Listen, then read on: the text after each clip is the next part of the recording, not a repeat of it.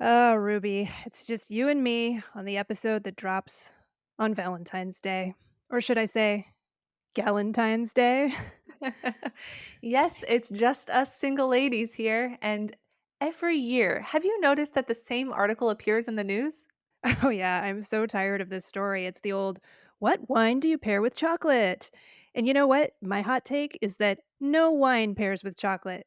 I Mm. remember a few years ago, I talked to a chocolatier who told me that she drinks bourbon with chocolate. And I've tried matching chocolate over the years. And you know what? She was right. Not even port works with chocolate. Bourbon, on the other hand, it just melts it in your mouth. So I think it's time to just get rid of the old wine with chocolate trope and move on.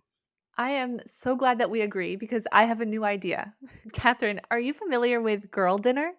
I heard of this and I think I actually do this many nights, but please Mhm. remind me.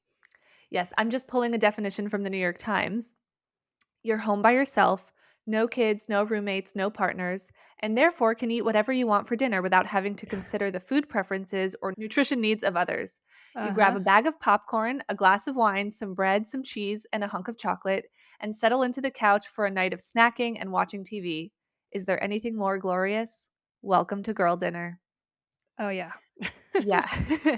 So, with that being said, for Galentine's Day, I'd like to ask you to help me pair wine with some of my very favorite girl dinner items, starting with a pint of Ben& and Jerry's mint chocolate cookie ice cream.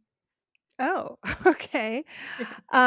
Mint and chocolate. Okay, this is gonna sound nuts, and it may be nuts, but I would actually be curious to try a really rich, oaky California Cabernet Sauvignon with that because you've Mm. got, like, maybe that graphite texture in the Oreo cookie. And, of course, Cabernet has graphite, notes of graphite in the flavor, and then you've got the mint, which you sometimes find in Cab, so weirdly, it could be a complementary match. You're really good at this. Okay. I Well, don't know, it could be terrible, it could be absolutely terrible. I bet it's not. All right. My next favorite item that shows up a lot in girl dinner is takeout sushi. My very favorite is yellowtail jalapeno rolls. Oh, man, I was so on board with sushi and champagne until you said jalapeno. Ah, Um, okay, so with that, I would do some residual sugar, so like a Riesling or a Chenin Blanc that's just a little bit off dry. nice. Okay, so the next one is a Trader Joe's delicious bagged salad, which is basically a ranch salad with some added dill seasoning and dill pickle potato chips as the topper. Oh my god. That sounds equally delicious and disgusting. So that makes me think of a wine that I've found that people either find to be delicious or disgusting, and that wine would be New Zealand Sauvignon Blanc. Nice. Okay, my last test for you is the Annie's white cheddar macaroni shells and cheese. And I sometimes add frozen peas for nutrients. So let's add that as well. There's nothing sad about that whatsoever. Nope. Uh, um, I Ruby, I am not making fun of you because I did have crackers and Alouette for dinner the other night. Do you know what Alouette is? Yeah, yeah. That's the same thing as Borson, right? Yeah, I'm not even really sure what either one of those things are, but it's basically like cream cheese with herbs in it. Yeah, delish. Anyway, okay, match for Annie's white cheddar macaroni and frozen peas. Mhm. I think that's your champagne meal right there. Blanc de Yes. Blanc, extra brut. Match the low with the high. Why not? I love it. Happy Happy Galentine's Day, Valentine's everyone. Day.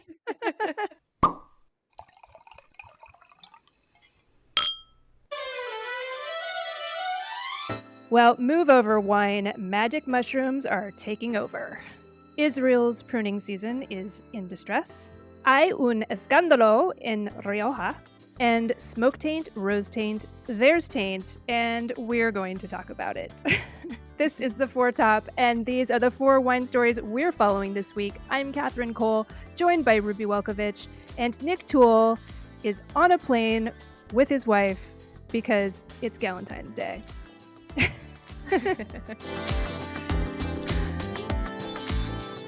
Catherine, people have been buzzing about a couple of stories recently that I think we should talk about, even though they aren't directly about wine. In fact, they're about sobriety or non sobriety, or I'm not even sure what to call it, creative sobriety, ethical non sobriety?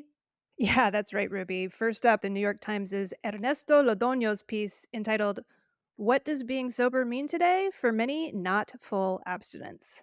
Yes, the members of this growing sort of sobriety, or sometimes called California sober movement, are folks who have previously struggled with alcohol but are incorporating other mind altering substances like cannabis and psychoactive drugs into their lifestyles. Yeah, I actually know a few people who have gone this route. I can think of at least three guys in my social circles who don't drink for various health reasons. And while they aren't drinking, they are consuming, let's just say, a lot of other things. So, these people who may be battling addiction or dealing with health issues and still wanting to feel that relaxation or escape they would get from alcohol. But there's also another fast growing group of drug consumers who are self medicating in the name of wellness. Yeah, and for this, we turn to a recent piece by Xavi Lieber in the Wall Street Journal that people have been definitely sending around and talking about. This piece is entitled "The Working Woman's Newest Life Hack Magic Mushrooms." It's about supermoms who are doing it all with the help of psilocybin. They're either microdosing at home or going on pricey magic mushroom retreats where they are led on psychedelic journeys. Yes, these women say shrooms help with depression, anxiety, brain fog, and various menopause symptoms. And if they aren't battling any of those things, it's just the new fun wellness trend. One high achiever, no pun intended, quoted in the piece calls it the new glass of wine. Well, no, these people she interviews really are high achievers, and they seem to be doing it all thanks to magic mushrooms. Yeah, Ruby, all this excitement, and yet preliminary research has concluded that microdosing is no more effective than a placebo. Hmm. Hmm. Well, meanwhile, the first actually FDA recognized psychedelic MDMA assisted therapy could be approved as soon as this year. That's right, folks, ecstasy could soon be legal, for medical use at least. And esketamine, a form of ketamine, already has been approved for treatment of depression. Yeah, but let's be clear, these two drugs have been studied and are being administered in medical settings. The psilocybin gummy or chocolate square that you're handed at a party, well, you can't be so sure where it came from or what's in it. Now, there is some terrific research being done on psychedelics, for example, at Johns Hopkins, but it's still kind of the Wild West out there, folks. Yeah, this is not something that I've explored too much personally. Not that I'm against it. I'm actually quite interested, but haven't made it out there yet. But I do have friends who do these, chocolates and gummies, and they really like it. And yeah, it seems to be working for them. Yeah, I have friends who swear by this stuff as well, and I don't judge. Good for them. But let's get back to wine. The Four Top is a show about Mhm. wine, after all. This is all happening as alcohol and wine sales are flatlining. Government agencies are, as we've discussed on the show, on a protectionist bent right now, warning people about the real dangers of excessive booze consumption. And in response, people are turning away from alcohol. Yeah, Catherine, I think this should be our question of the week. Wine lovers, what's your take? Are you seeing consumers turn away from wine and embrace other unregulated substances instead? Let us know Mm. on our Instagram page. We'll post a question this week. And our Instagram is at the Four Top. Can't wait to read what people say. Me too. All right, Ruby. So back in November, we reported on how the Israel Hamas war was affecting Israel's vineyards. Back then, it was unclear how long the conflict would go on, but as we know now, things are not cooling off anytime soon. The war is mostly concentrated, of course, on the Gaza Strip, but the Lebanese Islamist movement Hezbollah has been exchanging hostilities with Israel along the northern border, and of course, that's where the bulk of Israeli wine grapes are grown. Yeah, this has left Israeli winegoers with little control over their future. And as Le Figaro reports, time is running out to prune their vines before spring. If they aren't able to, this year is a bust. Yeah, the industry is facing just about every obstacle possible. In some cases, vine growers can't access their vineyards because the army has closed the roads. There's also a lack of labor because agricultural workers have been drafted into the army. Foreign workers have fled the country, and Palestinian workers have been barred from entering Israel.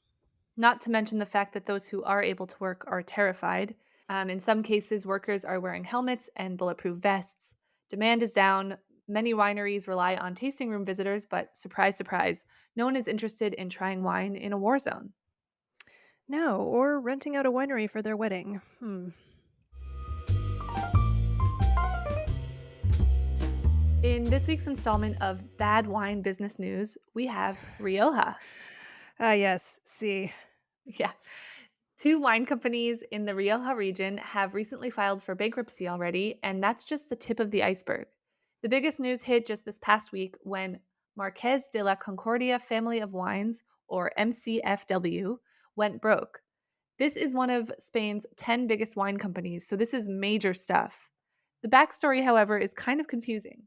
Yeah, Nick may be on an airplane, but he did take notes for us, thankfully. So let's see if we can make some sense out of them. It looks like MCFW's demise was due not just to market forces, but also mismanagement, fraud, and a complex web of ownership.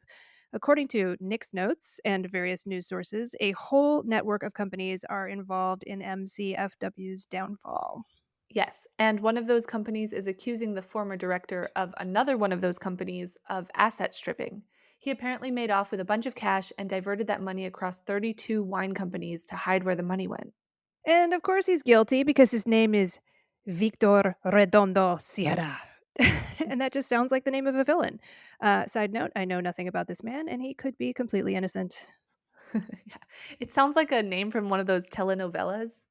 Yeah. But apparently, Sierra, the former director at the Haciendas company, is involved with various holding companies registered in Luxembourg, Switzerland, Spain, and the UK. Somehow, he managed to divert 45 million euros from MCFW through his various connections, and that made an already tough situation at MCFW just plain impossible. It's a mess. But it sounds like a good movie plot. Unfortunately, we were able to dig up an old photo of Sierra, and he does not look like a criminal mastermind, but that's what actors are for. Yeah. I mean, Luxembourg, Switzerland, UK. I nothing sounds fishy about that whatsoever. But let's get back to the big picture. Rioja has been facing slumping sales and a glut of product recently, and there is growing criticism from home and abroad of the Rioja wine industry's economic structure. Huge volumes of red wine are produced and sold at low prices to undercut other wine regions. Yes, and as we've seen, Catherine, this has brought out some angry French farmers who have bombs, tractors, sledgehammers, and they know how to use them. That's right. In recent months, French growers have been destroying trucks crossing the border, carrying Spanish wines, pouring that wine into the streets, bombing empty buildings, stopping traffic with their tractors, and more. That's right. And as we've been reporting, this same story keeps playing out across the wine growing world. Whoever said wine was a boring industry? I actually don't think anyone ever said that. And now, some news from my neck of the woods. Wildfires have been impacting wine growers all over the world, but it's particularly bad here in Oregon, where producers have had to skip recent vintages due to smoke taint. Smoke taint? Yeah, that's when smoke from wildfires is so prevalent in vineyards that it seeps in through the skins of the fruit. The resulting wines basically taste like bad barbecue sauce. Yikes. Is there any way around this? Well, short of reversing climate change, no. The problem is that wildfire season is the end of summer and early fall when it's hot and dry. That also happens to be harvest season. So, as the grapes ripen and it gets closer to picking time, their skins get thinner and more permeable, and the smoke just seeps right in there.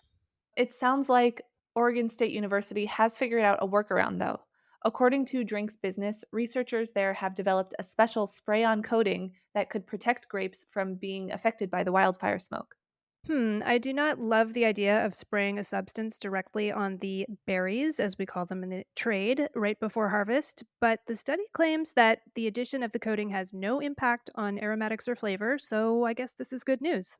And as long as we are talking about taint, this sounds awkward, but Wine Searcher this week is reporting on so called rose taint just in time for Valentine's Day. Yeah, roses. Yeah, as Blake Gray reports, Washington State University researchers have found that climate change is also messing with our red wine aromatics. Earlier warm spells are fooling grapevines into leafing out too early as February or March. So they're growing those little baby leaves before they really should be. Then frost swings in and freezes those baby leaves. They shrivel up, they stick to the fruit clusters, and then at harvest and crush, they impart these off aromas and flavors to the wine. But roses smell good. They do, and there are red wines like Barolo that famously smell just gorgeously like red roses. Unfortunately, in this case, the wines smell really bad, like cheap old potpourri. I have not thought about potpourri since the 90s. Yeah, I think I forgot how to spell it. Yeah, the key to avoiding this problem is to remove as much MOG as possible. Now, MOG is the industry term that translates as material other than grapes, and it includes things like dried leaves and bugs and twigs, and it's those freeze dried leaves that are causing the problem. Now, I have seen some expensive optical grape sorting machines with these fancy vacuums that suck all that MOG off, but those are out of reach financially for many small wineries.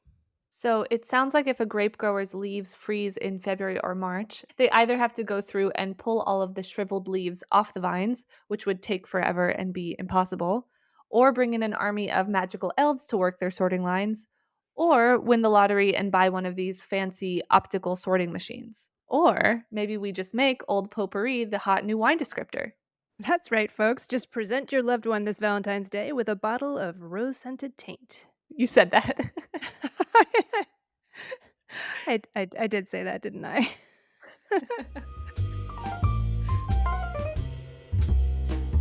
Hey, listeners, every week we post a question of the week from the current episode on Instagram. And we want to thank you because you've been sending in some great comments. Ruby, can you share some of our listeners' thoughts from a recent question? Yes, absolutely. So, governments worldwide want to tax alcohol even more to curb consumption. So, we asked, are alcohol taxes the answer to problem drinking? The overwhelming answer from our listeners, absolutely not.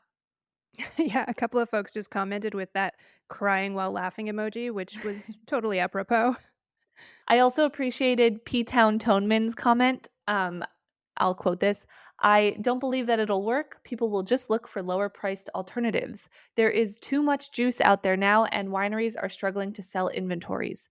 Adding taxes won't help sales. And I want to pull out a point from the Bubbleista's comment. This proposed solution feels punitive and lazy, and I believe it will also be ineffective. I'm with the Bubbleista on this, and hey, I think I know her. Hi, Devon. Thank you all for your comments. And if you want to comment on this week's question, you can follow us on Instagram at the Foretop. And now it's time for our dessert course. Ruby, do you have some dessert to recommend to us? I do. It has a bit of a backstory, but I'll try to keep it quick.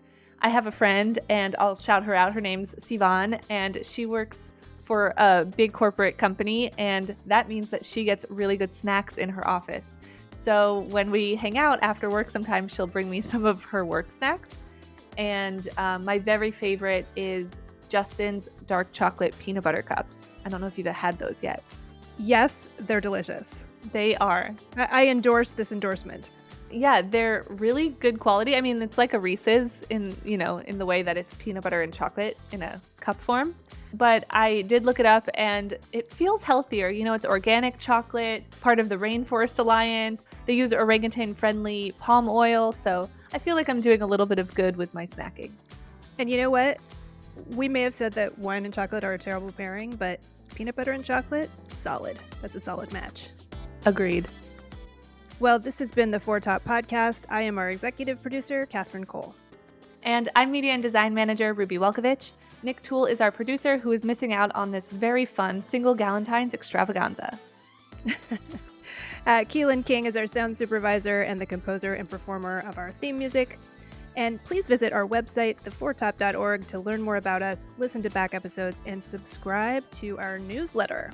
And if you have not already subscribed to The Foretop on iTunes, Spotify, or your favorite podcast app, please do so now and leave us an amazing rating. Yeah, this is super important. Every rating feeds the algorithm and helps new listeners find The Foretop. That's right. Well, from the Willamette Valley, where it's so nice right now that I'm a little worried we might have some potpourri Pinots in our future, this is Catherine signing out. And from Whiplash Weather, Brooklyn, it was in the 50s this weekend, and it's about to snow now. This is Ruby signing out. Stay safe out there, and thanks for listening. Bye, y'all.